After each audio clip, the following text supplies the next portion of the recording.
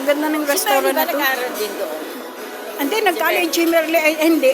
Sa, Hindi siya nag-aral. Hindi, sa Marinduque Academy kami lahat na nag-graduate. Si Merle nun ay nagtatrabaho sa Dingbilayo. Alam mo yung Dingbilayo? Kasama ni kapatid ni Rick, si Reniseta. Tsaka yung isa pa. Ang ganda ng restaurant na to. Hmm? Wow, it's incredible. Hmm. Gusto ko yung grotto, oo.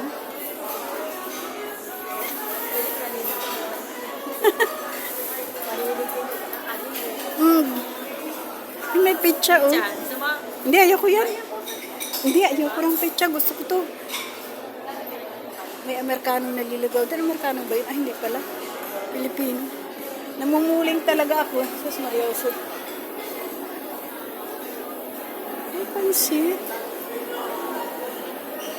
Baka yung sinasabi nila yung puto. Alin? Hindi yata dito. Alin? Puto. Puto pao. Oo. Nagkalibutin natin.